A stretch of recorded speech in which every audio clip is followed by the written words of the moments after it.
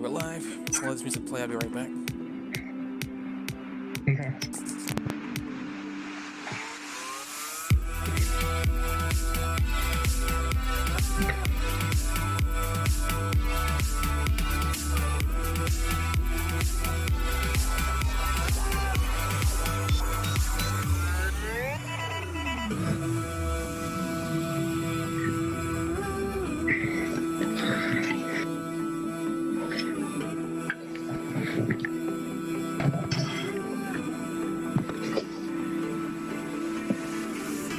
From here on after, I won't be alone.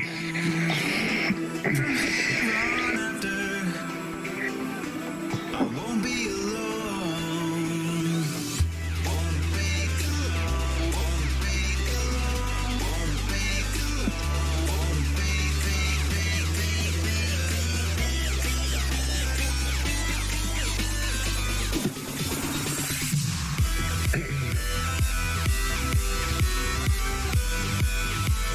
Won't be alone.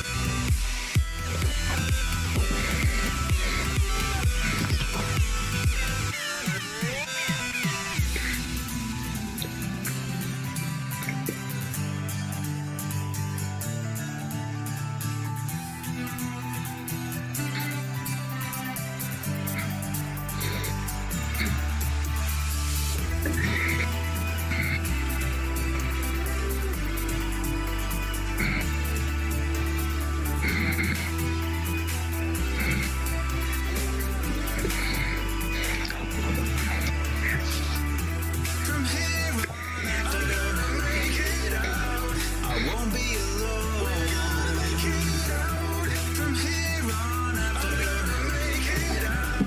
I won't be alone. We're gonna make it out. I'm gonna make it out. We're gonna make it out. I'm gonna make it out. Gonna make it out. We're gonna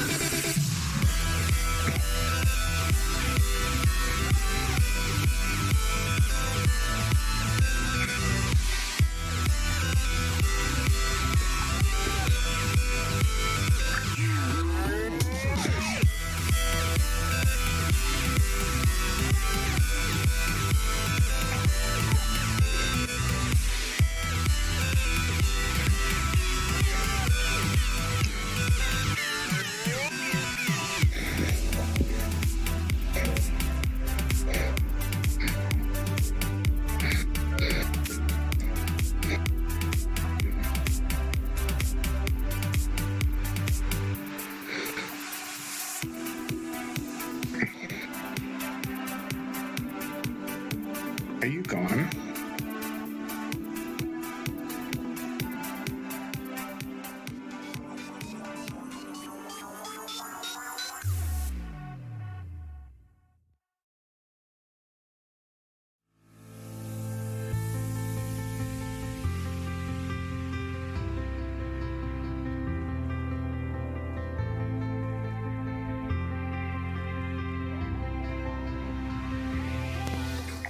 I said I was going to get something real quick. I was going to be right back.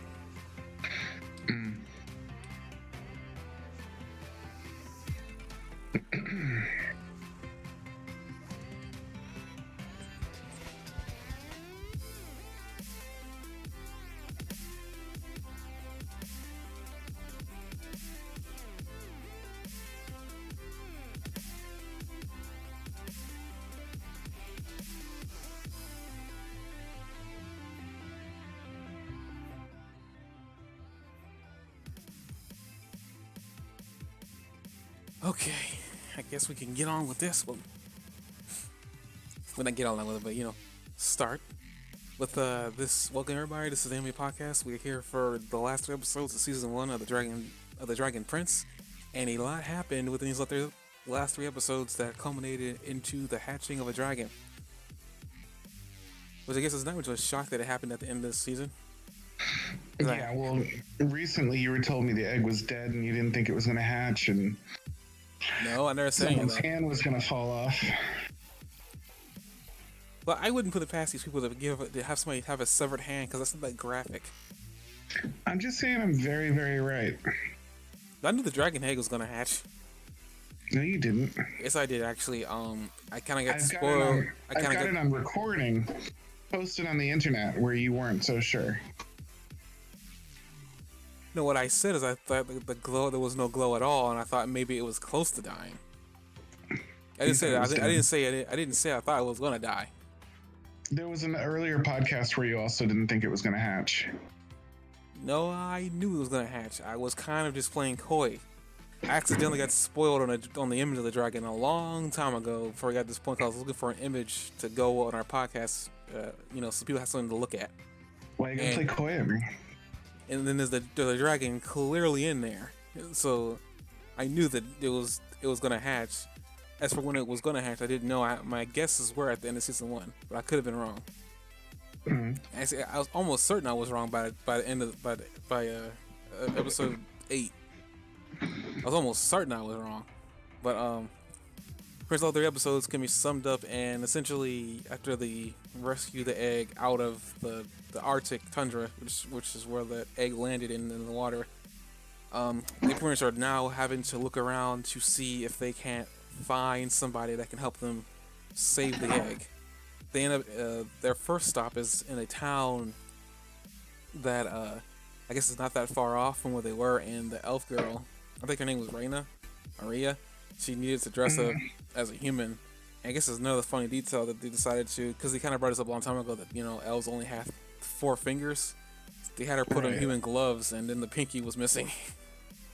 It was like flopping over. That was a funny little detail they actually could have kept, because I'm almost certain they could have probably forgotten about that whole detail and nobody would have raised any questions. I really like the sense of humor they gave her. It was a really good way to really flesh out the character and not make it like a standard super serious elf. You know what I mean? Like she's able to be friendly and take things lightly and I don't know. Just really fleshed her out in a way that I haven't really seen with an elf character in anything else I've come across. I know that in Lord of the Rings, they kind of made, in the movie, they made the elf like that a little bit, but not quite the same way. You're also forgetting that the elves you've probably seen are been around for thousands of years. I'm certain she's probably hasn't been around for maybe 300 to 500. If elves age the way that they typically age in fantasy in this universe. I don't know how they age, but they suggested that her age was older than it seemed, but I don't think it was that much older. I think it was a few hundred years or something. They did make a quick passing reference in one episode, and I wish I remembered where they did make a reference about her age. I mean, that elf guy said that she was still a child, so she has to at least be 300 to 500. I give her 400 years. I don't know how. I don't know how young that is in elf years. I never understood the way they age because they never age. It depends on the universe that the elf is in. Some of them have ages just like regular people, like in Terry Brooks, elves age just as much as regular people do. And in Lord of the Rings, elves don't age at all, I think. You telling me elves are immortal in Lord of the Rings? Yeah. Unless they're killed. That's why I said immortal. That's why I said immortal. They're immortal unless they're physically slain, yeah. But they don't get sick and they don't get old. That's why I said immortal, because you can still kill them. I'm just saying that I forgot what the term is for when they can't die. I think it's invincible, actually. I don't know. In Dragon Ball Z, immortality means you can't die. In Lord of the Rings, they're called immortal, but they can die. So that again also depends on the universe. I guess moving on. Well, not moving on. Continuing. Well, after that they go into the town and they discover I guess a random hunter. This is what he was. He apparently somehow managed to get his hands on a sun forged sunblade, or however she pronounced it. Um, and apparently she knew this, and she also explained that these are made by people, well, made by elves called the Sunfire Elves. So I'm glad I remember that because, like, okay, clearly, I guess either. I mean, I guess by the end of this season, I'm starting to think that maybe if they do mention an elf type, we're probably not going to see them unless they're important. So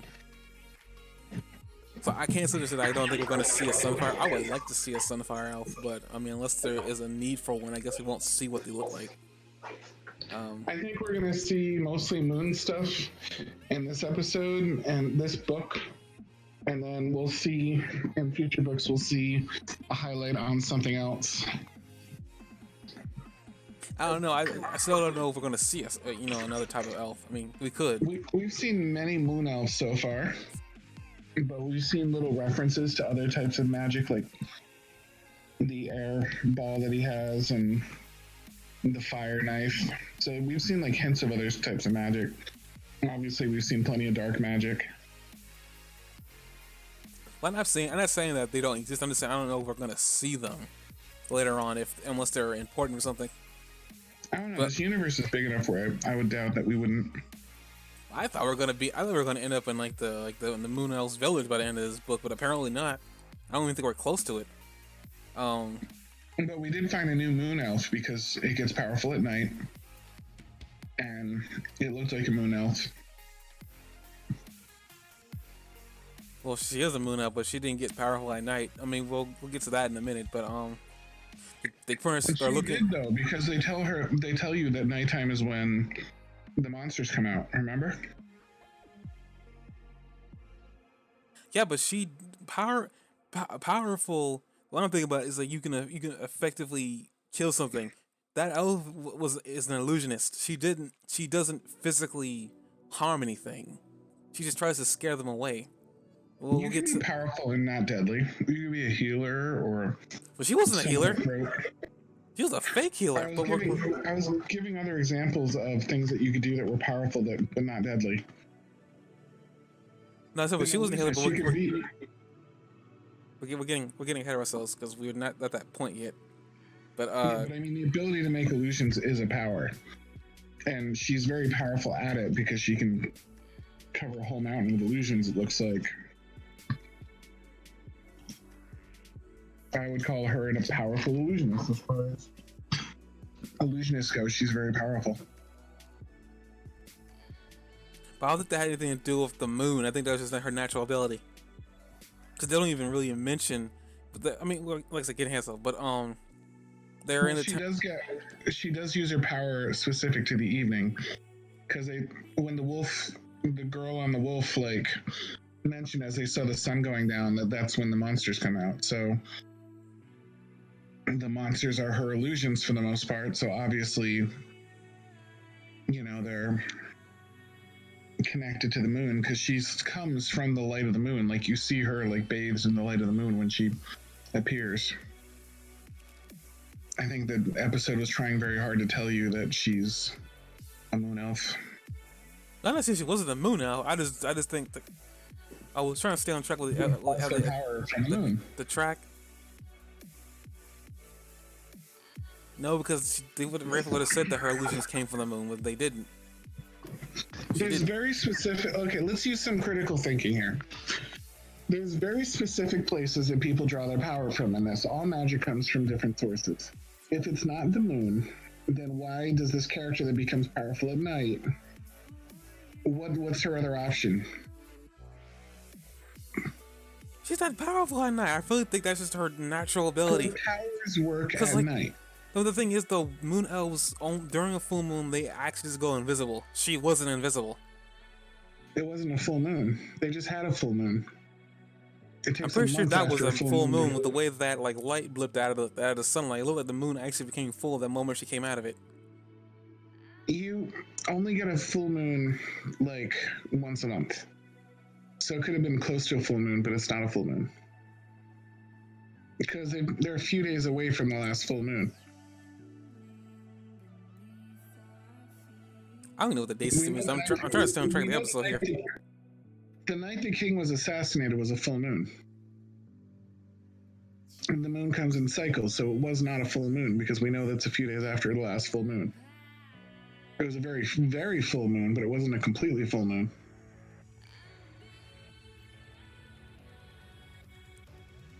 Honestly, they didn't say her power came from the moon, because she would be completely useless otherwise. Do they That's- have to say it when it's really obvious? That just makes her useless then. I mean, for crying out loud, the only thing she could cling to was like illusions, and well, as far as the way for said that she was a powerful illusionist. But look, They what said you're that the saying, monsters come out at night. They don't come out during the day. So, do you think that her illusions work during the day and she just never uses them during the day, or do you think maybe they come out at night because? has anybody gone up there during the day? Okay, so what element do you think she draws her magic from? I mean, I'm not saying it doesn't come from the moon. I'm just saying that Oh you make my it sound God, like it comes from the she's moon. useless. She's like from the one second she's useless unless the moon is out, which seems kind of stupid.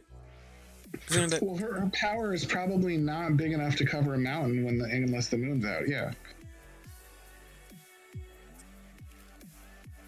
Which is kind of like, I mean, I know she's a moon elf, but the people are afraid of moon elves.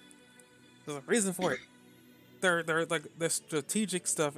Like, I mean, they're like their speed and everything can't come from the freaking moon. It'd be kind of ridiculous. Well, we know that the other moon elves had to use a magical like item to turn invisible when it wasn't the moon, like when the moon wasn't out. Remember, he had to take some magical thing out of his thing, and it looked like, I forget what it was, but it was one of the first episodes. He had to use some sort of sacrifice, some sort of magical item that he had to save them in the first episode, instead of just using magic that like could have come straight out of them. And then when the moon came out and it was full, then they like had powers like all the time, and they didn't have to be magical.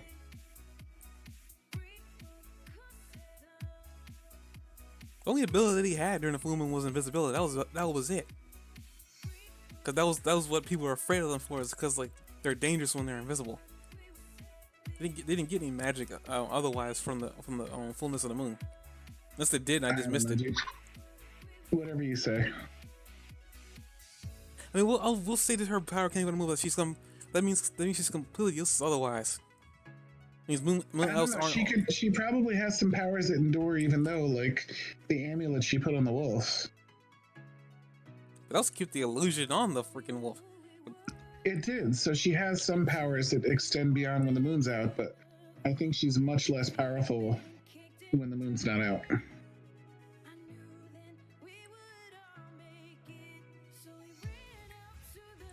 I mean, they didn't say that's how her powers worked.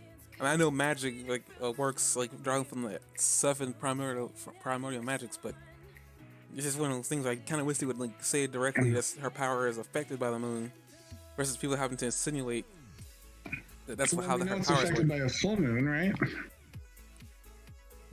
As far as I'm aware, physically speaking, the moon only makes them invisible. There is no And we other. also There is know no that in other. similar. We know that in similar universes, Waterbender's power waxed and waned with the moon. Doesn't really explain Katara because she was freaking powerful all the dang time. She became She OP was when the powerful all moon the came dang out. time, but she was powerful all the dang time, but she could only bloodbend during a blood moon. And her powers waxed and waned with the moon too. She was a really powerful waterbender, but her powers would get more powerful with the moon because that was part of the lore of that universe.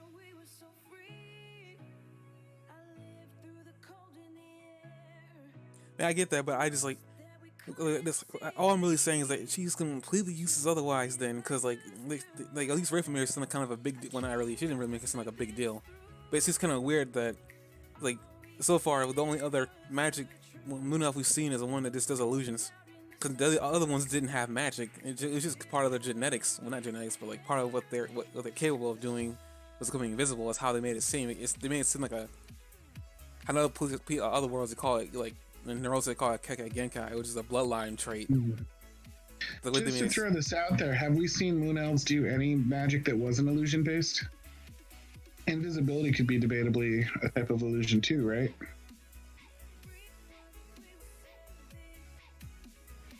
That's saying that the illusion is, I mean, like the invisibility isn't real. I mean, I guess you can't say, whether or not it isn't real, but it makes really weird sense that.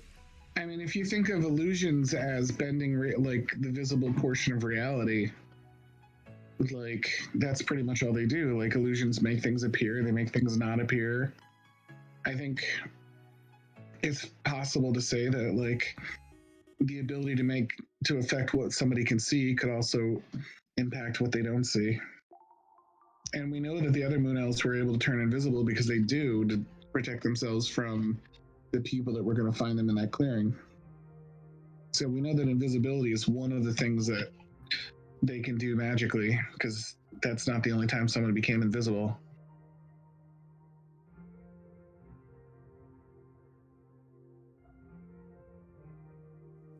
I don't know. I kind of want to stay on track of the episode versus jumping to the. Actually, that is near the end of the episode 9. Yeah, I was just throwing that out there that they. It's possible that moon elves' powers are all based on illusion. I haven't seen them use any magic that wasn't illusion based so far, except for their binding for their quest, I guess.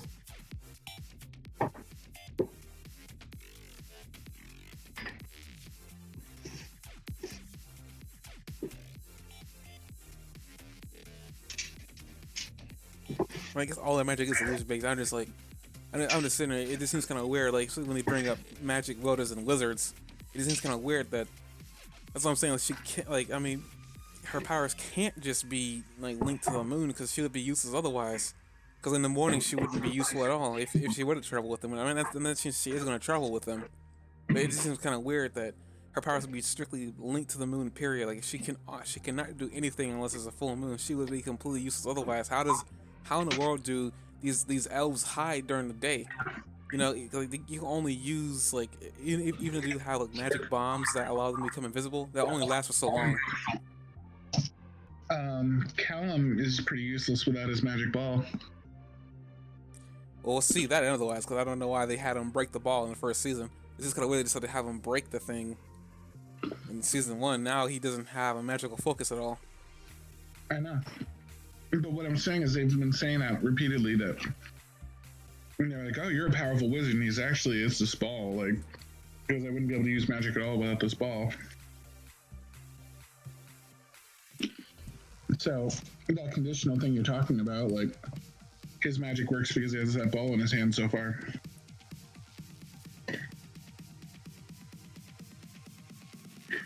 I'm waiting for a power up, but like,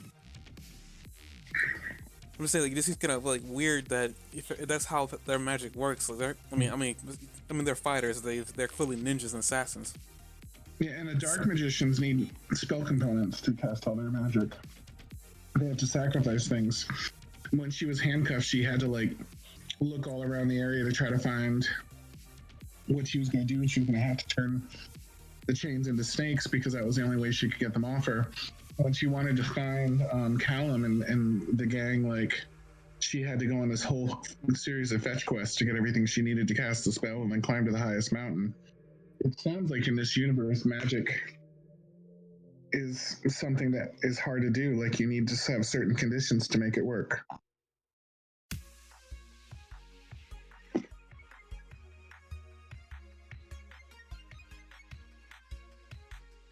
Like I'm just saying, it still doesn't make any sense for her because how in the world is she hidden this all this entire time? It doesn't make any sense. Like I mean, I don't know how powerful of a mage she is, but like it seems kind of weird that if like what you're saying is that her power like derived and it's only she can only do what she's doing during the moon, then where is she like half the day? She's got to be somewhere. She just can't be up in there in the sky on that floating blue bird that came down in episode 8. She can't just like she's got to be somewhere because he would find her. Episode 9. 5 minutes into episode 9, there's a moment that I think is pretty revealing. First of all, Um, Callum says the higher we walk up in this caldera, the brighter the moon ring glows in his little cube that he has. I'm listening. Keep talking. And then the elf says, here's a theory. The higher we walk, the closer we are to the moon. And she points to the moon, which incidentally is like 3/4 full. It's not a full moon. And she's saying that it's glowing brighter because we're getting closer to the moon. And so proximity to the moon makes the moon rune glow brighter. And the moon rune detects moon magic, right? So it sounds like the moon being out is connected to your magic source. Just throwing that out there, dude. All I'm saying is that from all that logic, she can't do anything unless the moon's out. Where is she half the time then? Because the moon only shows up at night. Like, she can't. Where is she? She, like I said, she's completely useless 100% of the time. Well, now 50% of the time. Where is she? She can ride a bird. That bird doesn't seem dangerous to me. That bird doesn't seem dangerous to me. It doesn't seem dangerous to you, but it's a good way to go somewhere safe and hide. That bird cannot be up in the air 100% of the time. And as far as we can tell, that mountain is the highest point up there. It didn't seem like there was like many places she could just land and like, mind her own business. Granted, considering that the illusion that she was casting was following them, I guess it makes sense that she had to be somewhere nearby. But at the same time, what if she just hear me out for a sec? What if she hid not on the mountain? What I was saying, based on the proximity, there aren't many places that she could hide, and plus that illusion, she only cast it to prevent them from getting closer to the caldera. It is freaking really weird. And on top of it, she wasn't that close to the moon either. If she was casting that like illusion down there on the same level they were at, she wasn't. It wasn't until they got to the top and she came from the moon. Which, by the way, this doesn't really make any sense. Like, she could come from there. But she has some portal magic. But at the same time, it's like honestly, I'm gonna say like, how is she like? Where in the world is she hiding? Considering this world hates elves, they made this very evident in the first 2 episodes. This world hates elves. Where could she have been without being discovered? Because I highly doubt, considering that guy with the Sunforged sword, he came across some elves. By the way, I'm pretty sure they're probably dead. But he came across some elves, so it doesn't seem like they're really hard to come across. How is she, not a physically strong elf warrior, able to hide? If her powers are she's only capable of doing that during the moon. She's only capable of casting illusion during the moon. I don't know, probably the same reason that Batman's powers are more powerful, because he has a great reputation. Batman's just a person, but the criminals made him into a legend. I feel like his situation is different than a world filled with magic. It's filled with magic, but humans aren't as aware of all this magic that's everywhere as they think they are. I'm just saying, that guy came across the Sunfire village. From the sounds of it, fairly easy. I'm just trying to figure out.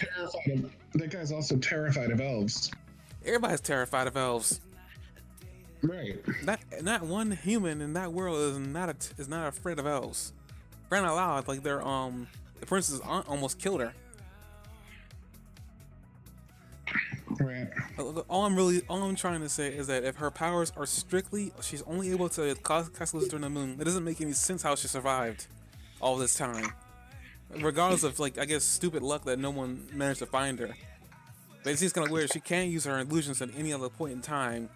It just doesn't make any sense, like how she was able to hide so long. I mean, yeah, people don't go up to Caldera, but she can't be up there all the time. She's gotta eat. Now I don't know if there's any food up there. Plus that, why would people go up the mountain? Well, when that little girl did, and she was running with people. She was desperate. She had no real reason. I don't care how desperate she was. She had no real reason. She could have ran anywhere else. She ran up the mountain. And the elf didn't have to approach her. The elf could have just chilled somewhere where she couldn't have found her. And continued to scare the crap out of her. The little girl didn't know she was an elf. She just called her the healer. She was still hiding, helping the girl out. Right, She but couldn't the even elf see her. didn't have to. The elf didn't have to in fact, when she did see the elf, she didn't know it was an elf.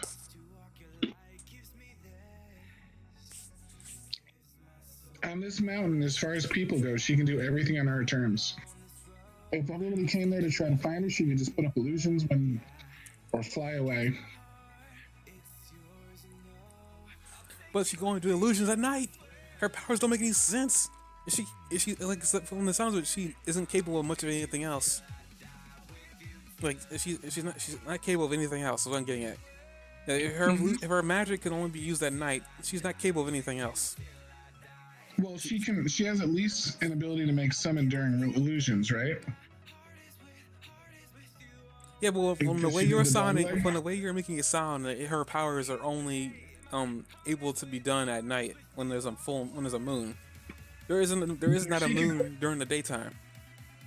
If she can make a lasting illusion like the one on the wolf's leg, what's saying that she didn't just make an illusion of like that's okay to touch? And because these are like hard light illusions too. Like if you touch that dog's leg, it feels like a dog leg.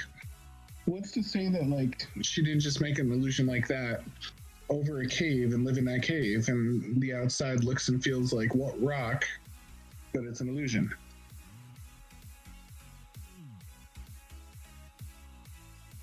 Using the same type of enduring spell that she did for the dog's leg.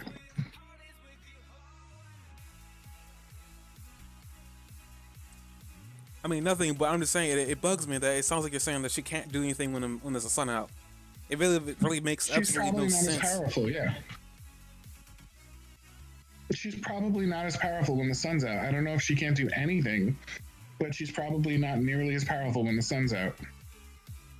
I've never said she can't do anything. That's the way you made it sound like. No, it's not. I said straight out at least once that she probably has some power, but not enough to cover a whole mountain during the day. Because she doesn't cover a whole mountain during the day. Well, we don't know that. I mean, no one's gone out the mountain during the day. Yes, she has. The girl and the wolf girl said that nighttime is when the scary things come out. Yeah, but that's not saying they didn't know that was like an illusion. On top of that, like we don't know if she's not doing that when the sun's out, because no one's gone up there. She said when they saw the sun going down, they said, "Oh, what a beautiful sunset." And she goes, "Yeah, except nighttime is when the things come out." That could mean anything, like the monsters that actually live out there, like that tapeworm, for instance. Like, that was real. Possibly.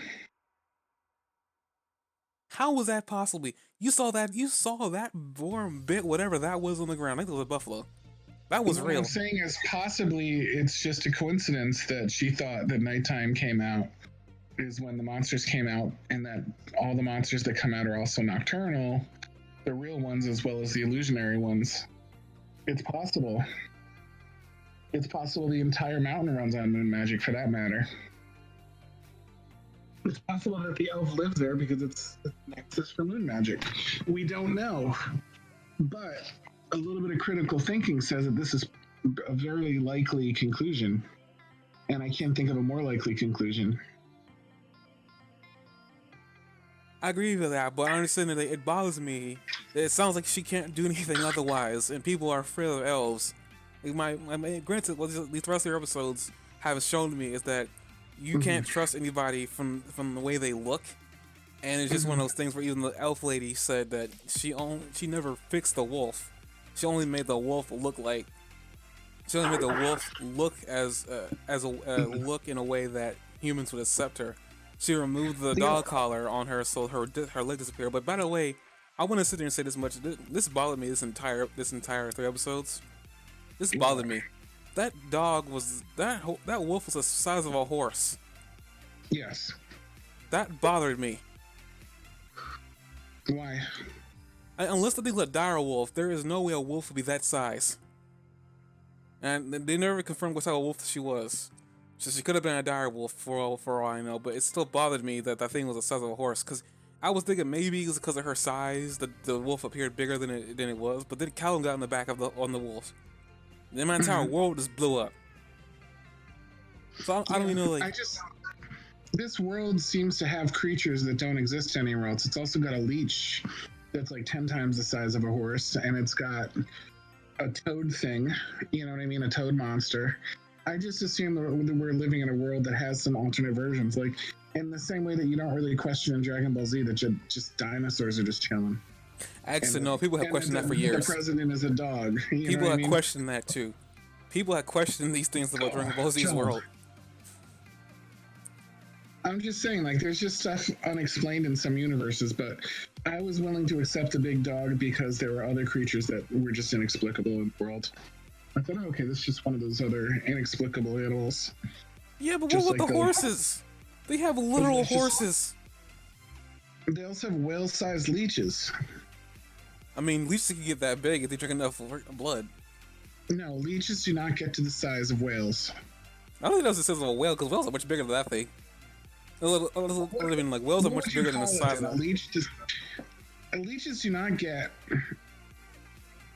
40 feet long. None that you've seen. What about the bird that was the size of a horse? I will admit there are small things that I should have been more concerned about than the size of a wolf.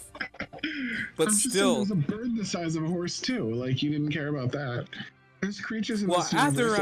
After I had to accept the size of the wolf, the bird didn't matter that much. But I'm just saying. What about the toad that can glow? What? What about the toad that glows? I said that a long time ago. What about that creature they saw, like, in the mountain that was laying on its side that was like, I don't know, that was a good 50 feet tall.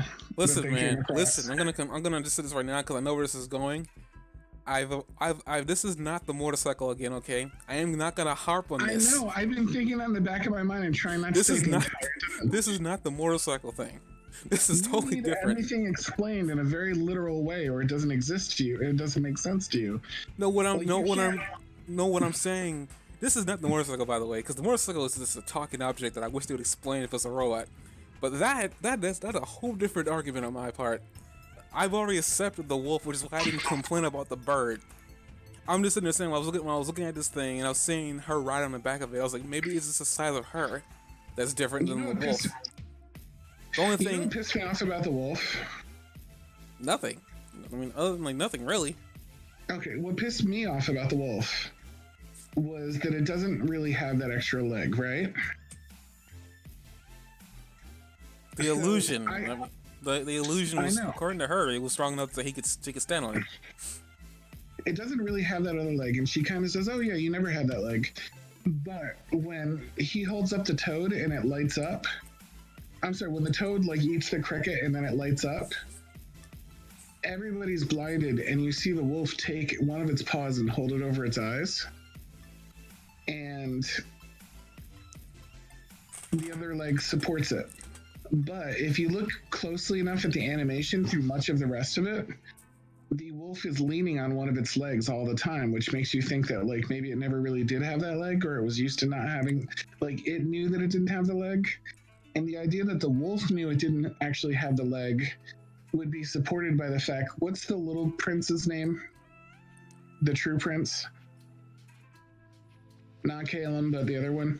I don't know his name, I really don't. Okay, well, he seems to know. I feel like he knew that wolf really didn't have his leg, because if you go back and watch his facial expressions, knowing that the wolf no longer has a leg, you'll see a lot of situations where they're talking about his leg and everybody's in like wonder and awe, and he looks like he thinks something's up. Like he's like, I don't know about that on his face. And then when they're talking on the mountain, he keeps trying to tell them that like the healer doesn't exist. I just know it. And they're like, what do you mean the healer doesn't exist? And he's like, the healer doesn't exist. And then later he says, like, I didn't want to tell you, but I can understand what animals are saying. And they don't believe him. And he's like, I know, that's why I don't bring it up to people.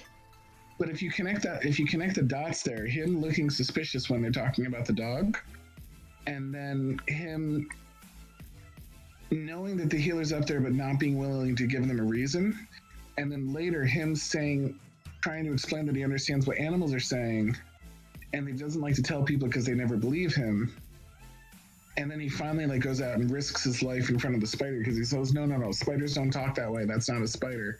And he goes out and the spider, like, he calls it as an illusion, and the spider actually doesn't hurt him because it's not really, it's an illusion. You know what I mean? That makes me think that he knew all along that that dog wasn't there. And like I said, if you look closely, the dog tends to lean on one of his legs. Like he's not standing evenly. He's standing like he's counting on his real leg a lot. But then in that scene, he puts his paw over his eyes, and it seems like the illusionary leg supports him. And I want to know, like, does that leg support his weight or not? And it drives me nuts. So, like, the physics of that leg, like the rules in this universe for what that leg is, bother me. Because the dog seems to know it's not there. The only thing that really bothers, I don't know about the only thing that really bothers me about that leg is back when it was real. I know this is a small detail, but it kind of bothered me when they showed it as a pup. Bear traps. I mean, I've never seen a bear trap catch anything, so I don't know how like bloody a bear trap like would have been. The only thing that bothers me is the fact that that dog's paw didn't look like it was hurt when it got caught. Well, that's just because animation doesn't let you draw blood. They still could have made that. They could have made a bruise. There was nothing on that dog's leg. So as far as I know, that dog's leg was fine. It bothered me that there was no real indication that maybe there was a bruise on it that I didn't see. I don't know. It didn't. The leg looked fine to me because the little girl didn't even let the dog like the pup like run around at all.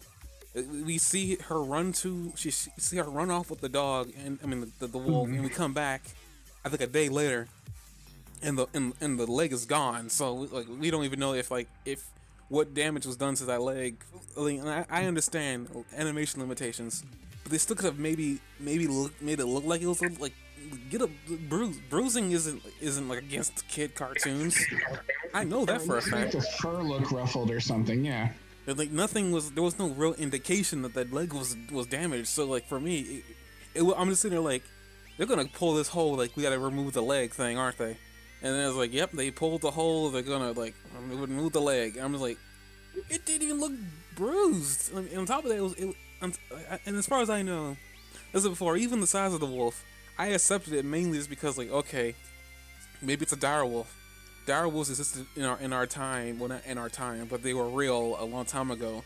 They were these giant human wolves. They were these giant human-sized wolves that went extinct.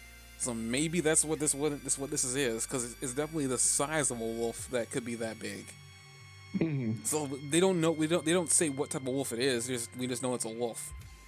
And honestly, judging from the fact that she found it in the forest and when it was snowing, I'm pretty sure it might have been a dire wolf. But it's just one of those things where it was a small pup, and then all of a sudden it's a giant stallion. I'm like, and I recently when I was looking, I was like, maybe it's her size. Maybe she's very young. But then again, like, how old was she when she found that thing? That thing grew up really fast. Mm-hmm. Half of me was hoping that maybe the illusion was not only just the leg; it was just the size of the wolf. No, because when she lifts the illusion, the wolf is standing there. Yeah, I know, but I was hoping that maybe it wasn't just the leg; it was just the entire wolf. So when we come back, it's really just a pup right now. Yeah, I would have laughed. It's interesting because when the illusion fades of the wolf's leg, like the wolf isn't impacted by it at all. No, because the wolf knew. Yeah, but there's no adjustment on its balance or anything. Like it wasn't leaning on that leg at all. But there's a scene where it puts a paw over its eyes. But the thing is, like, my belief was that, I'm gonna call him Prince Ali until I know his actual name. Prince Ali knew, he could speak with animals, like, because honestly, I was thinking about this too when he said that nobody believes him. Mm-hmm. There's various scenes even before he reveals this that kind of make me believe that he could speak with animals, but they weren't talking about it. He did this several times when he was talking to an animal for whatever reason to understand what they're talking about. So he was doing things. He was doing things a long time ago that maybe he could talk to animals, but they weren't talking about it for whatever reason. I bet he can do more than that too. I'm pretty sure it has something to do with his mother, because like she's already dead, and we don't know. And I'm pretty sure his father didn't have any genetic abilities, because I don't think he did. I mean, he never brought up that he inherited something from his father. He just said he knew he could talk to animals at a certain age. Mm-hmm. So it has something to do with his mother. I'm almost 100% sure it has something to do with his mother. Most likely. But I guess at the end of this, at least like the finale. Well, actually no, before the finale, we see we actually can go back to when was it that guy sucked the life out of that elf? Was it episode 8? I think that was episode 8. But the other half episode 8. But first we see that him talking was trying to get whatever information he can out of this elf about the mirror. Which, by the way, I apparently don't he think knew. he sucked the life out of him so much as trapped the entire elf in that coin. I guess whatever reason, like I mean, for whatever he did, we definitely now know that there is some repercussions to using dark magic. I am almost 100% certain that what he looked like after he did that was how he always looked. And like I think the face and like the perfect skin and whatnot, and kind of why he looked the same in that painting as he did as he did now. I think he was casting some like dark magic illusion to make him look a certain way. Yeah, and those butterflies he was killing are like there to sustain his life. So we definitely see that he's definitely hurt. He's got scars on his face apparently. So like, I don't know what I think that scar might have came from the dragon. Maybe that's what happened. Maybe that's how he got the dragon egg. Maybe he did kill the dragon and he took the egg. Maybe he suffered a lot of damage. What do you think that mirror does? Because the elf said you're right. You did find a fate worse than death with the mirror. You know, they wouldn't tell him anything else. Well, the thing within fantasy and even like back along with like beliefs and voodoo and whatnot, a lot of people believe you can trap the soul of somebody in a mirror, and they said the same thing with a picture. Maybe that's what that is. Maybe it's like trapping a soul in there. Maybe there's a soul in that mirror, and the elf knew what it did, and essentially that's essentially why he said that you find a fate worse than death. Maybe a lot of maybe people in the fake community know about a mirror that can take souls, because according to that guy, the dragon king and queen were keeping that like close to them when they were sleeping. As I think they said it was a dragon queen and king's possession. I forgot. I'm looking forward to seeing what that mirror can do. I don't know. I don't know if I could care less about that mirror, considering that he couldn't even get the moon elf to talk. And I'm actually kind of curious who else he trapped in them coins, because like when he said that you were a monster, it was like I wonder how many people actually. Crackpot theory. What if he didn't kill the dragon that was at the border? Like, what if he couldn't? What if he trapped it inside of a coin? That's nuts. Yeah, but no one's confirmed a dead corpse. People just said they know it's gone. No one's ever said that like this is where the dragon corpse is or whatever. It's at the border. They just know he's gone and they think he's dead. Like I mean, it's a crackpot theory, but shoot, I mean, since he did this now and he has the ability to do this, who's to say that he couldn't trap a full-grown dragon in there? Maybe it's one of the reasons why he took the dragon egg. Maybe he intended to do something with the dragon and the dragon egg. I don't know. Like, That seems pretty possible. Since he displayed this ability so early on, anyway. And who knows how many people he's trapped in the he's got a bag of coins, so we definitely know he's done quite a bit.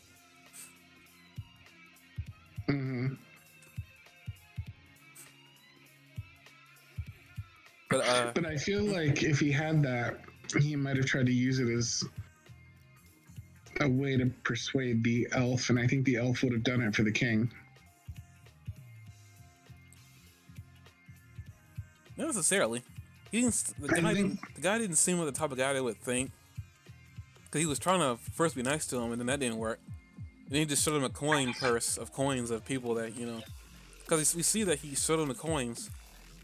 And I'm not saying he trapped the king of the elves in there. And I don't even think maybe the Dragon King would have been enough to persuade him because like they seem to be more concerned about the Dragon Prince versus the Dragon King. This entire war is about the Dragon Egg, and that the humans killed it. That's really what most of this conflict's about. Is like, I mean, it began with killing the dragon, but it also kind of like came to fruition due to the egg being missing. Yeah. So like, I don't think he thinks that showing him the Dragon King, if he has him in that coin purse, would have been enough to persuade him. Because he definitely did show him the coin purse, and all he says you're a monster. So he like whatever's in that bag that wasn't enough to convince him. Yeah, I think if you found the dragon, the king of dragons, their king, and the most important living thing in the entire world at this point was in one of those coins, I think he would have had an even stronger reaction than he was having already.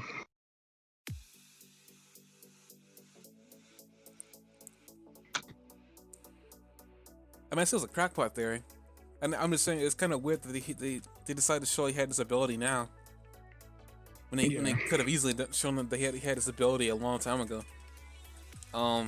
I mean, it's probably one of those things where too maybe just maybe, maybe the king knew about his ability, and that's one of the reasons why he turned on him. Maybe it's like one of those things like he knew that this is a good. No, they wouldn't. See, they had a. No, that's wrong. They had a funeral and burned the body. Never mind. I was about to say like maybe he turned the king into a clone, but no, they had a funeral for that body. Really? Did you see the body?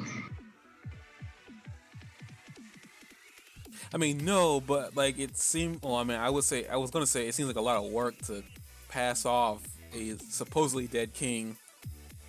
In a casket. And they burnt it. I guess there's no way to hide the evidence. I mean, like, what are we talking about here? All you have to do is burn an empty casket instead of a full one.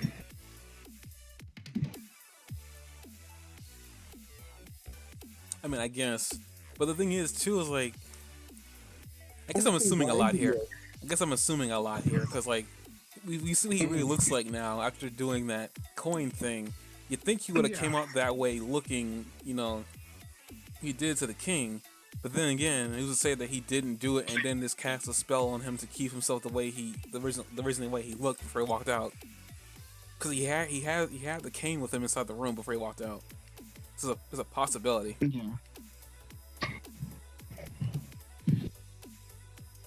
Maybe the king knew a little bit more about him than we think he did. Are you still there? Yeah, I'm still here. Why?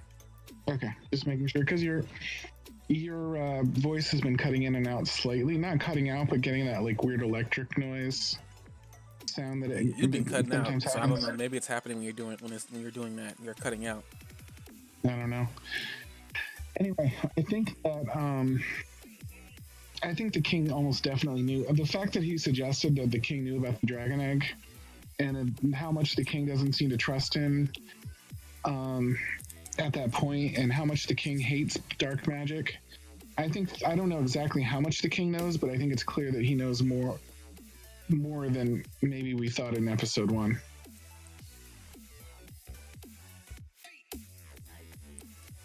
Because if he knew they could do this, I wonder why the king let himself be in the room by himself with him.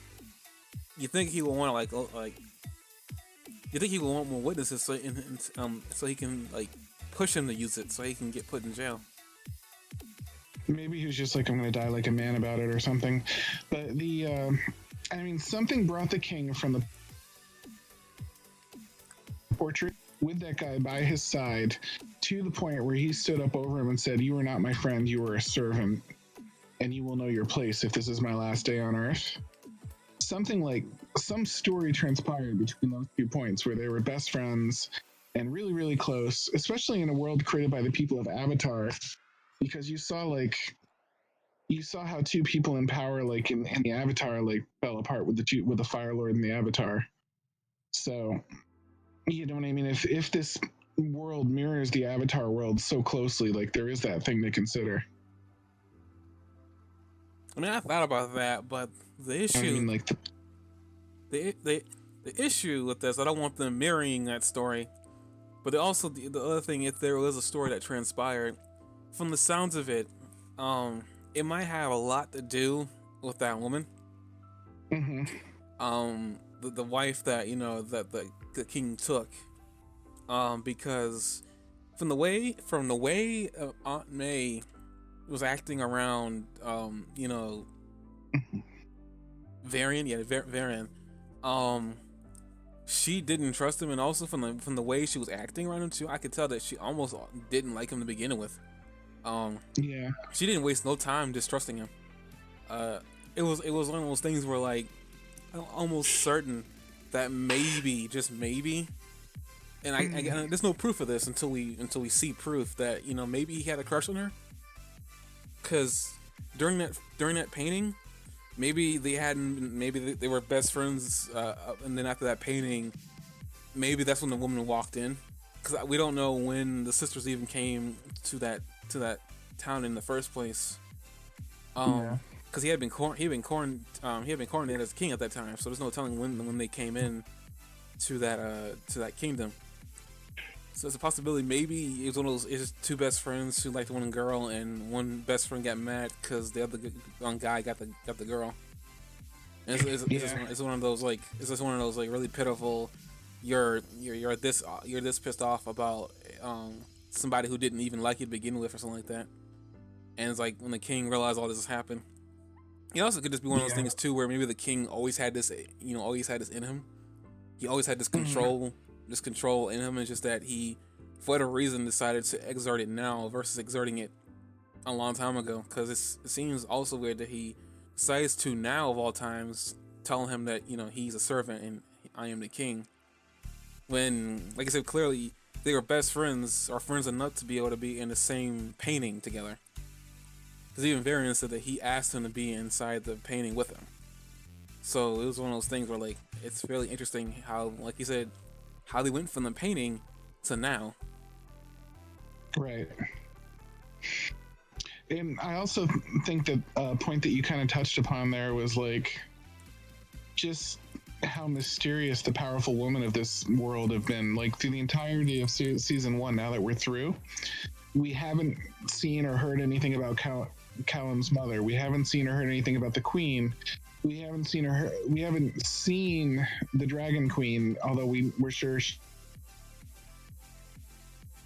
all three of these people are all three of these characters are potentially very big players in this series, but we just went through a third of the series without even seeing them and not knowing any of the stuff that is probably critical about them. Who Callum's mother is sounds like it's almost definitely a critical detail. What happened to the queen sounds like a pretty possibly important detail, because the king was pretty young and the queen's kid is pretty young, so the queen must be fairly young, and it's not like the kid is like 20 and the queen could have been like 70 somehow, and the dragon queen must be the most mighty fairy creature left, but we don't know anything about it except that it had an egg. So all of this stuff is super interesting and are major details that like are going to change the entire story when we learn them.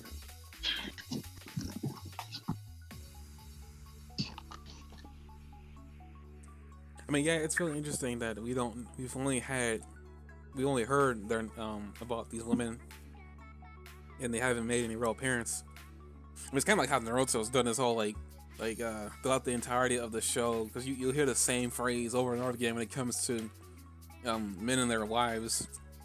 The children have always said that the mothers are really scary, and by the end of the series, it culminates into one literal mother of an enemy. Mm-hmm. So it's one of those things where like maybe this is one of those things where like we're gonna have a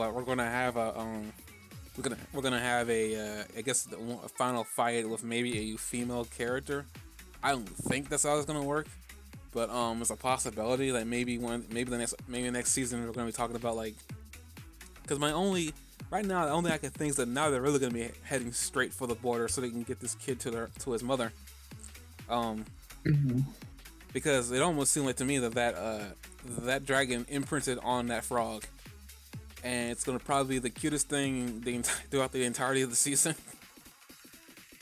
Because that thing could not walk, but it's one of these like maybe we're gonna finally make our way to the edge so we can figure out what to do with this kid. But after whatever happens, we'll probably also, when we do find out, we get there, we're gonna probably find out all the history that we don't know about. Because if the Dragon Queen has been around for as long as I think she's been around, then she probably knows a whole heck of a lot more than we initially think that she does. But yeah, I don't even know. I mean, the Queen is like one thing we can talk about later, but I don't really know much about the not the Queen, but the Dragon Queen, the Queen of the dead husband. Was supposedly dead, quote unquote, husband, and dead dead wife, quote unquote. Could be another thing too. It also seems like Varian's was trying to really hard, like do what he wanted to do and disobey the aunt and everything that she was trying to do, even going as far as like hanging his lieutenant, which by the way, he has got to be the worst lieutenant I think she could have ever appointed. Like I sure hope he does something, because like right now he's done absolutely nothing but hang on the wall and be pathetic. But I don't even know why she chose him. I mean, she had to choose him for a reason. So I don't even know. Right now, he's been the most disappointing character to come out of the introduction of Aunt May. I think is what her name is, like May. Which character? I'm sorry. Her translator. Oh yeah. I'm bummed about the fact that he got captured. I don't even get it. It doesn't even make sense to capture him, like, and keep him in chains like the way he is. Like, why? It's all he's trying to do is prevent him from. All he's trying to do is prevent him from interfering. So the best way to do that is to chain him, so he can't do anything. He's trying to keep him out of the picture. So essentially, that's the best way he can do it. I mean, he could have just sucked the life out of him or whatever, but I don't know why he didn't do that. Very must be thinking like a couple steps ahead or something. You know, there's a season 4 of The Dragon Prince coming out. That's why I was distracted for a minute. No, I didn't, because I saw the title for the last episode of season 3, and it's called something. So I figured that it was the ending it, because I didn't hear anything about Dragon Prince getting in season 4. I'm reading. If you type in season 4 of Dragon Prince in Google News, I'm trying to do it without. I'm not gonna reveal anything. I'm trying to read it without. Oh, there is a Dragon Prince season 4 confirmed. Yeah, I'm trying not to read anything that will spoil it for me. I'm not trying not even to look at the picture, but it looks like there's almost definitely a season 4. Oh, so you got the plot, the cast, among the information. I'll have to avoid that.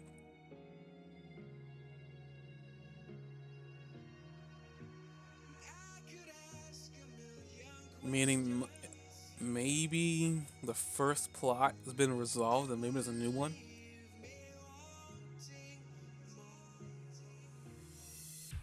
And again, that the book series, I don't think the book series this is based off has ended.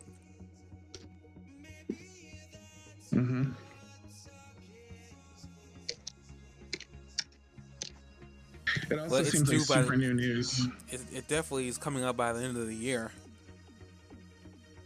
which isn't good for us because My Hero Academia. Well, actually, it depends if they're gonna delay the My Hero Academia season 5. They actually might be looking like they might be delaying Dragon Prince because of COVID-19. Oh no, don't gonna do it. There, I just got to the cast, so I'm gonna just back up. They probably got some new characters. Like I said, I did the Dragon Prince like graphic novel isn't even done yet. Let me look that up actually. Because this isn't like this is not an original idea. Like this, they're just basing it off a novel that they got the rights to animate.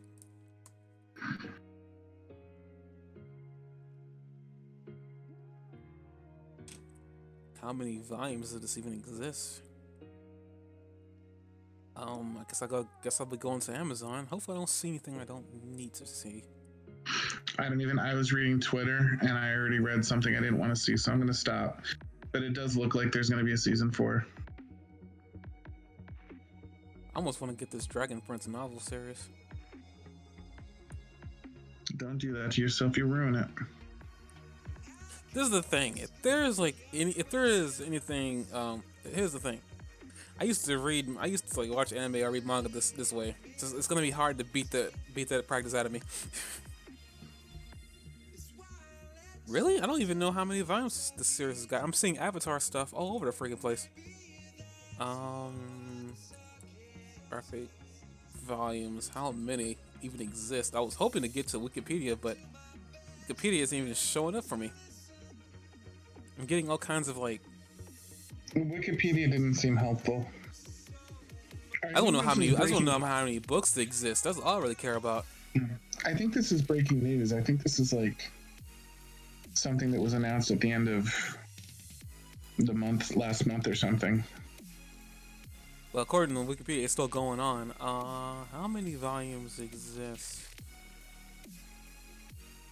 I think I saw one mention that said there's 4 more volumes, which would make sense because that would be one for every type of magic.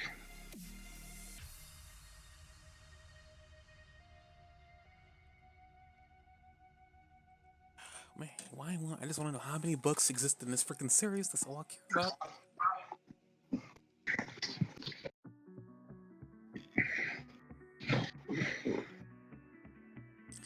That's weird. From the looks of it, doesn't even seem like the first graphic novel even got released. Which can only mean one thing, that maybe they made this.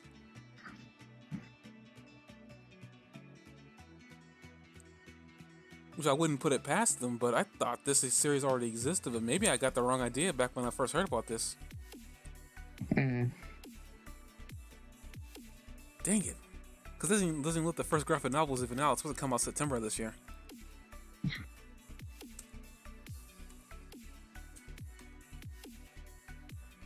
Book series. Dimensions. Okay, this is starting to irritate me because I can't seem to find any concrete evidence.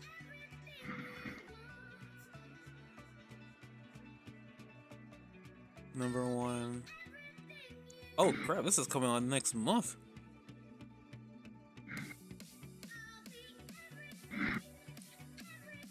Through the Moon.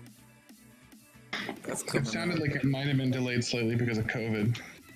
A lot of this are getting delayed because of COVID. Digimon Adventures got delayed because of COVID. It's gonna be a lot. I'm actually concerned about Studio Bones and where they are with season 5. Mm-hmm. I might end up getting bored enough where I go further in the manga.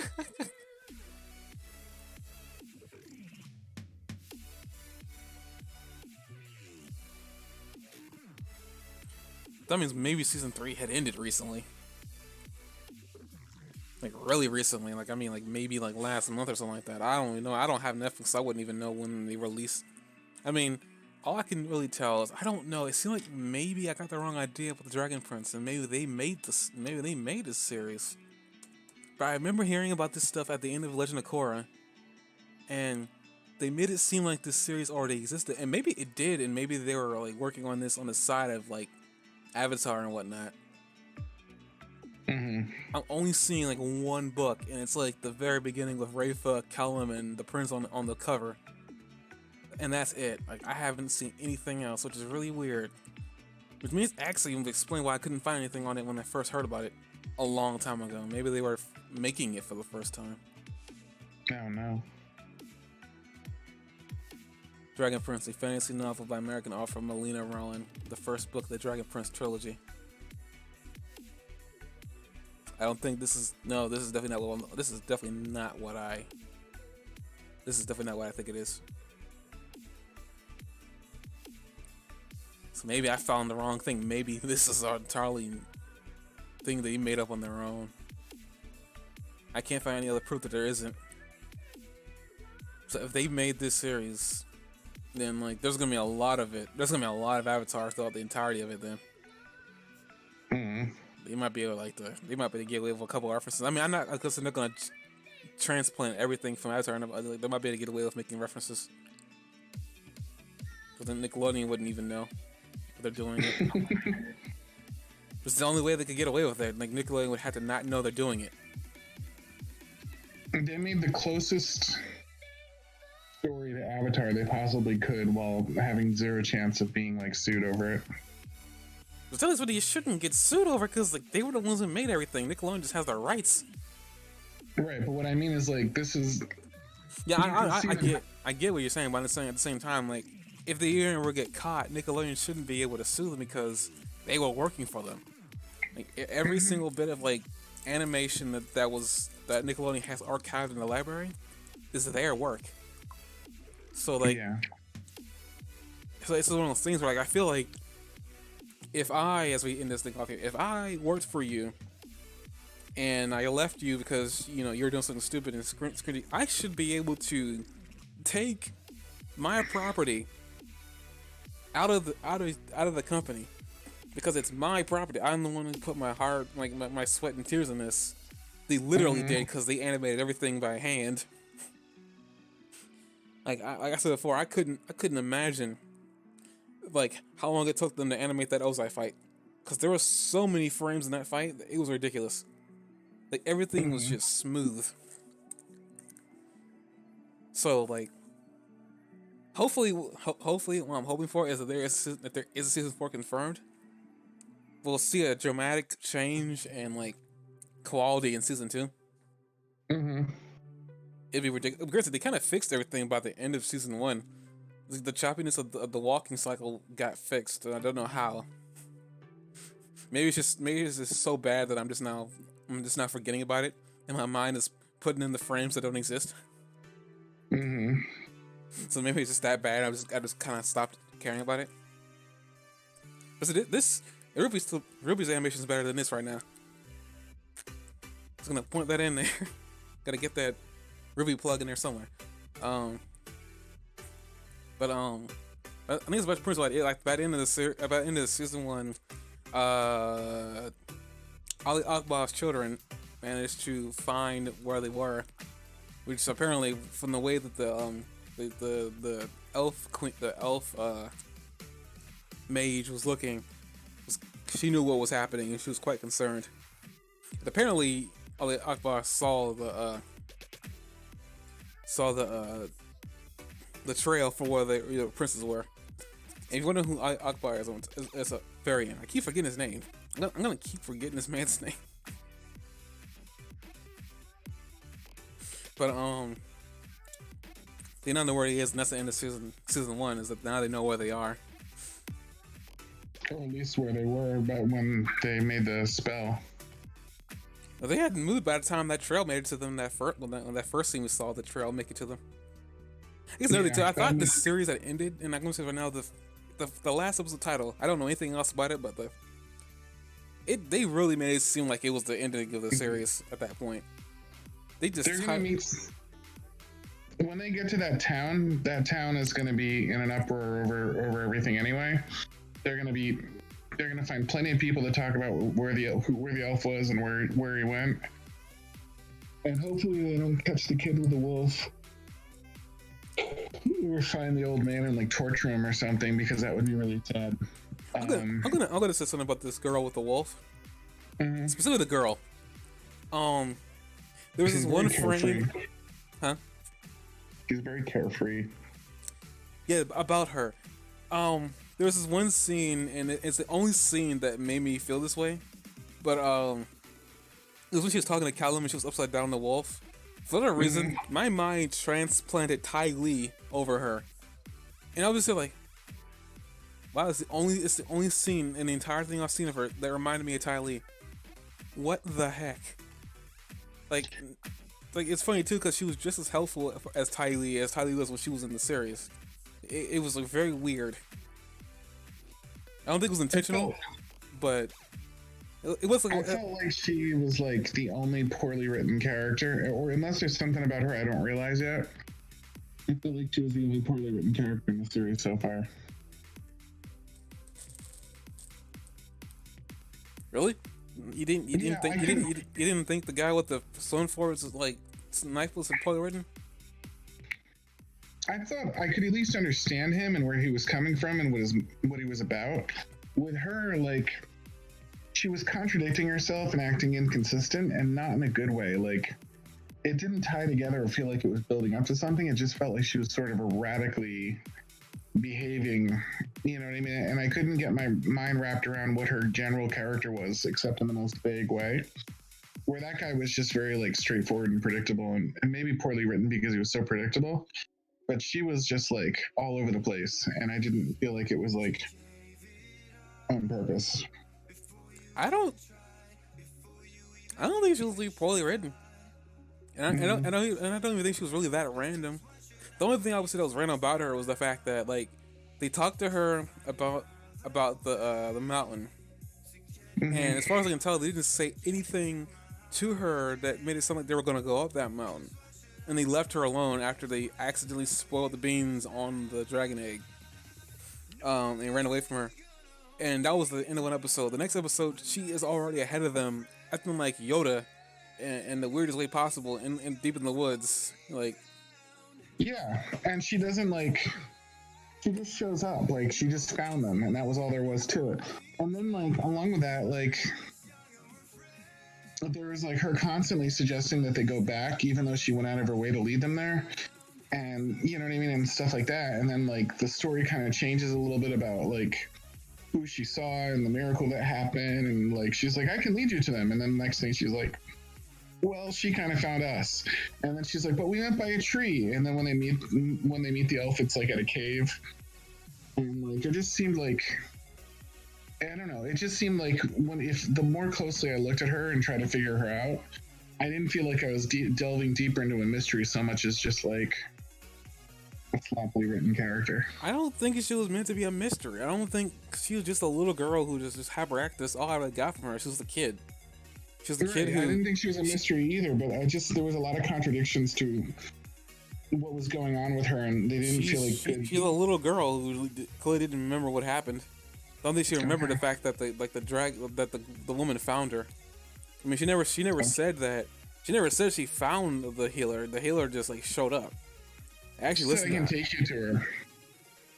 She said she could take her to where they found her. You know, where she found her. She never said to them straight out that she found the healer. The healer just showed up. Mm-hmm. She literally said she ran. Like, as far as I can remember, that story that she told was that she ran up the hill, ran up the mountain because she wanted to run away and protect the pup. She ended up up there at night, got chased by a bunch of monsters into a tree, and as she was there crying over the little wolf, all of a sudden she shows up. Those are her, as far as I can tell, those are her exact words. She never made it seem like. Now, granted, I will say her saying she could lead them to her was kind of misleading. But other than that, it didn't. She didn't really seem to lie a lot. Even when she's like talking to Caleb, she's like, "Oh, I bet you're pretty amazing. You're pretty amazing." And he goes, "No, it's not me. It's actually this ball." And then she's like, "I bet you're pretty amazing even without that ball." She has no reason to think that. It's just like there's just stuff in there. Like she's just not the best written character. That's all. Like I don't dislike her.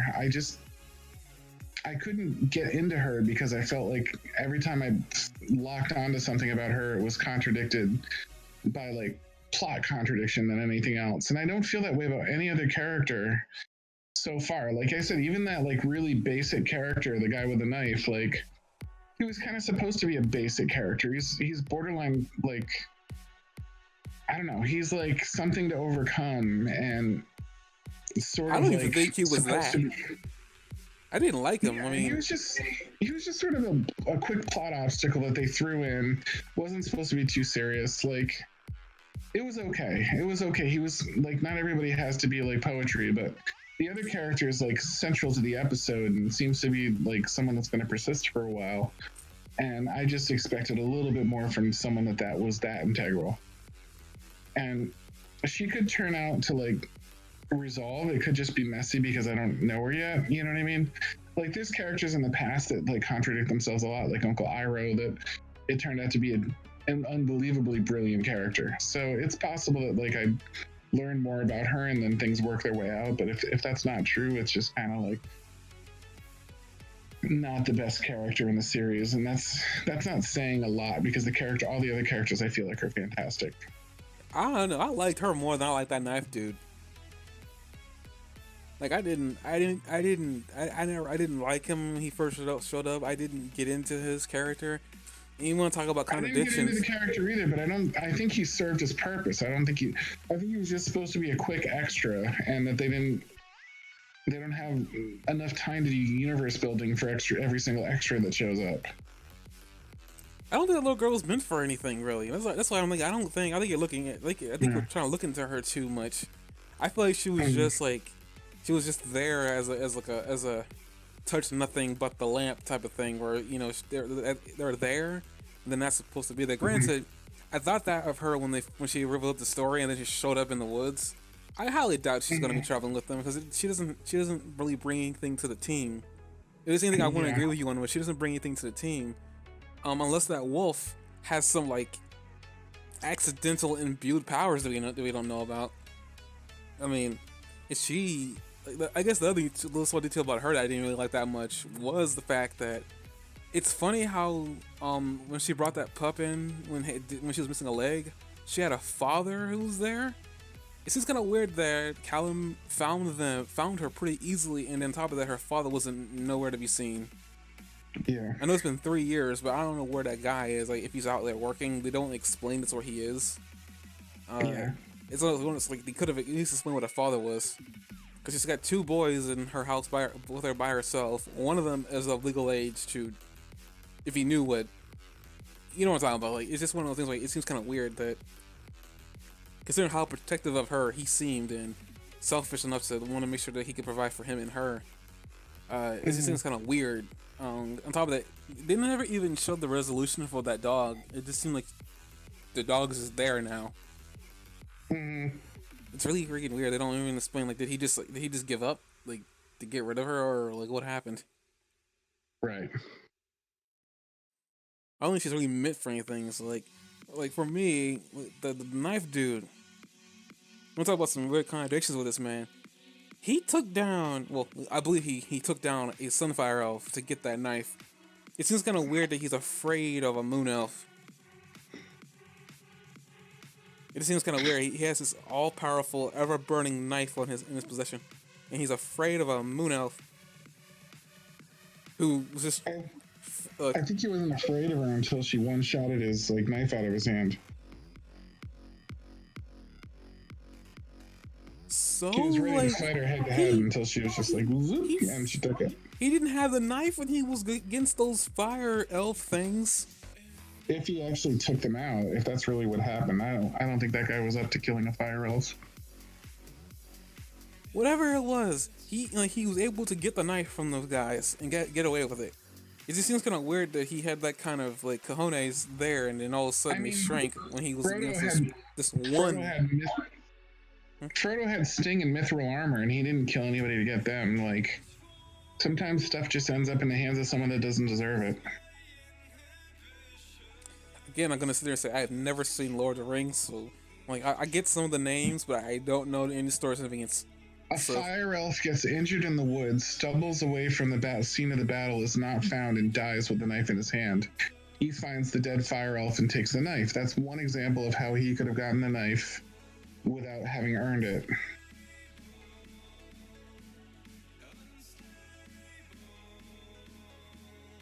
I just didn't like the guy. I really just plain out didn't like him. That's all I can really say. I just flat out didn't like him. He was I don't like. No, but that's the thing. Sometimes I like characters like that because I find them funny. A lot of times I do find them funny. This one in particular, it's kind of like the whole situation with me and Mr. Satan. I just did not like Mr. Satan from Dragon Ball Z. But it was valuable for the story too, because it's continuing to reinforce just how biased and prejudice and blind with hatred the world in general, like outside of this little pod, is. Like she like showed him that she could have taken the knife all along, but she preferred to do it ethically. She took the knife out of her hand, used it for the exact small harmless purpose that she wanted to use it for a second. And then he was like, you know, he's like, just take the knife, don't hurt me. And she's like, I don't want to hurt you, and I also don't want to. I'm also not going to steal from you. Left the knife and left, and he still was like, kill the filthy elf. You know what I mean? Like he couldn't see past his hatred and prejudice.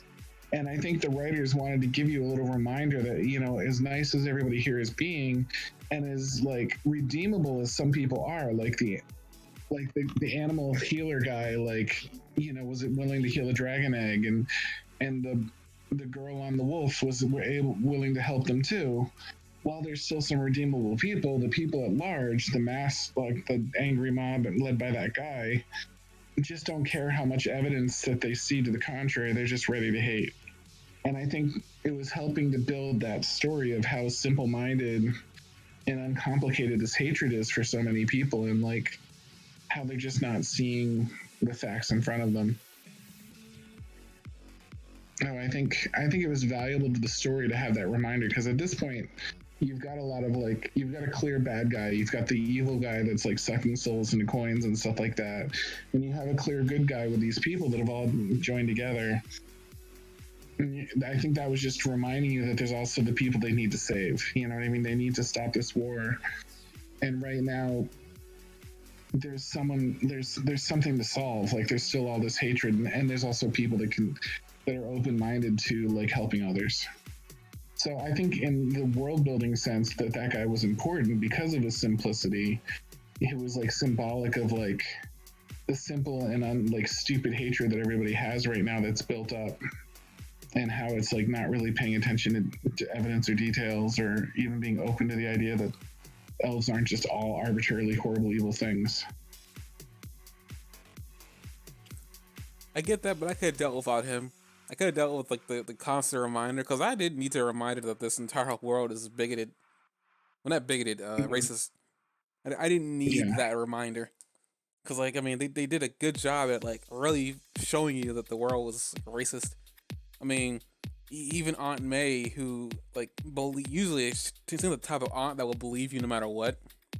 But they kept on trying to tell her that she wasn't threatening.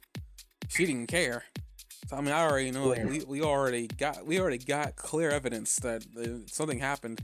Which is, like, one thing I really liked. Maybe, considering that it doesn't seem like the racistness towards the elves is a major plot point right now, maybe that's what season 4 is going to be about.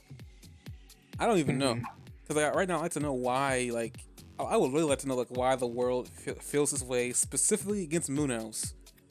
We haven't seen like how they treat fire elves or what else. We've only seen how they treat moon elves, and they're specifically prejudiced against moon elves. Like they are very specific about their hatred towards moon elves. That guy was like the first evidence that maybe it isn't just moon elves that get hated on. It's like all elves. Because he didn't specifically say a moon elf. He just said like an elf. Up to this point, we hadn't seen like hatred directed at the entirety of the elf population. Yeah. We only seen it directed at the moon elves. So it makes sense that maybe we needed him to maybe say that it's not just the moon elves that they hate on. It's all elves in general. But it goes down to the question like, what happened? Like, why is it that they're hated on? They don't even seem that dangerous. Yeah. Even that whole like illusionary invisibility thing that they do isn't really that useful unless there's a full moon, and they can't do it if we go by astrological genealogy that, you know, a full moon only shows like once a month. They can only do this at max 12 times a year. That doesn't seem like enough time for I guess invisibility to really to be that dangerous. Like the moon stay up for at least maybe so you're 12, 1, 2, 3, 4, 5 hours at the least. Yeah. So it's like it didn't I mean as quick and lethal as they seem, considering that Rafa couldn't take her first life. Like they could have been. They can't really be that dangerous. They really just can't be.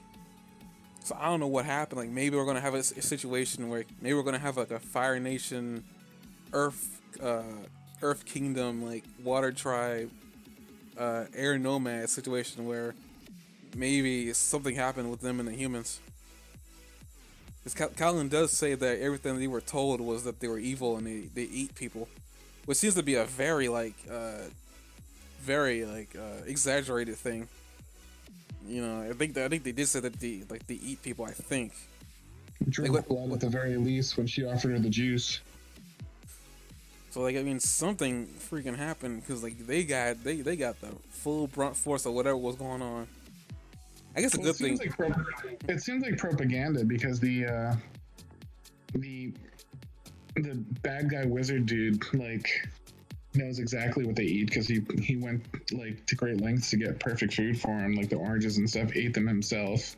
I mean, yeah, I mean if it really isn't like all that important of a plot line, it can be connected to Varian. Mm-hmm. But I'm hoping maybe it's a separate thing. I would like it to be where it isn't connected to him. Like maybe there's something that happened a long time ago. Considering that this country has all manners of species of beings living together on one continent. Like the whole split didn't even happen until the Dragon Prince was stolen or killed supposedly. So like there wasn't even a split in the country. You know, like, you could travel over there while being killed by a dragon. Yeah. So it's like one of those things where I'm hoping that maybe the racist prejudiceness of the humans and these species of Fae came about a long time ago before Varian came in, and then Varian was just like exaggerating the propaganda because he's probably the hero to everybody in that in his kingdom. Mm-hmm. So I'm hoping he's just taking a hold of something that already existed a long time ago and he's just exaggerating it. Because I would like them to explore that if they're not going to explore it early on. There's so much in this world to explore. They could easily film many more series with this, like seasons with this. It's going to be great. But it being 11:30, do you want to wrap up on the actual emergence of the Dragon Prince so I can go to sleep? I think I've already brought up the Dragon Prince already emerged, so I think they can just end out here. Okay, I'm sorry. It's just getting kind of late for me.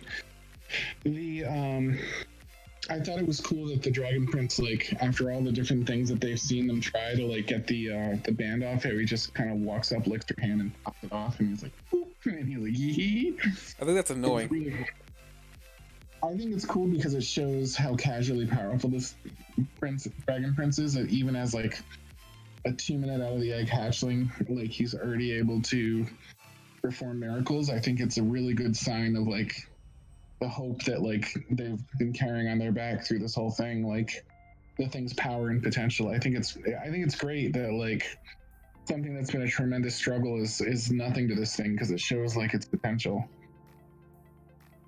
I don't know, it just seems kind of annoying because there's a little bit of a detail, as I'm about to end off here, there's a little bit of a detail when he grabs onto that thing, his snout just, like, snips it a little bit, but you can definitely tell that he cut it.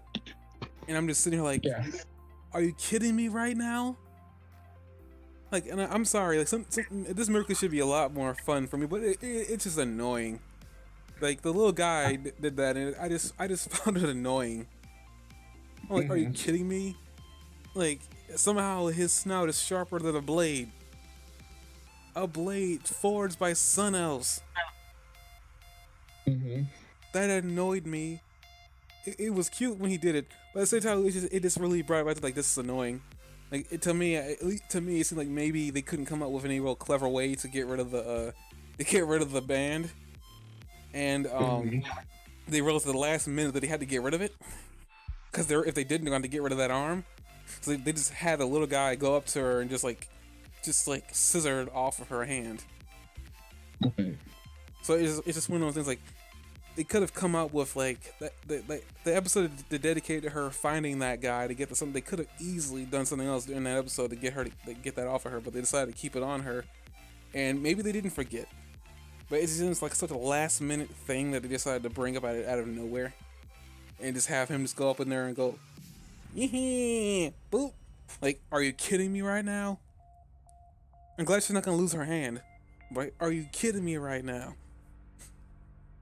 But Hmm. well, I guess to end this off here. It was an amazing spectacle that we just now found out apparently that the Dragon Prince egg can only hatch through a thunderstorm. Yeah, I made a big sacrifice of like actually his main power to make that But happen. what I want to bring up is that before this information we found out they can only hatch through a thunderstorm. They bring up that the eggs are so rare and they only hatch 1,000 years. Are they telling me that it's like a one out of like a 1,000 chance that a thunderstorm might happen during the hatching of an egg? Like, how rare? How rare is this? Like, the thunderstorm could have been that big of a phenomenon. Like, could it? It is kind of weird that we found out that it's a rare thing, and then we found out they only hatches during thunderstorm. Those two are separate events that could only happen at the same time through maybe like a 1 out of 75th shot of all events happening at the same time. It always seems like that all Dragon Prince eggs just don't like. I mean, granted, they don't. It doesn't seem like they expire. So maybe it's one of those things like maybe they may give birth to eggs, but they never really give birth to to an heir until like 1,000 years later. I don't know. It just Yeah. seems kind of weird that's an interesting thing to bring up. Then it takes a thunderstorm to hatch it. But I mean, I guess with the ending of that last song that played, we're gonna end it off here. Uh, see you guys next time.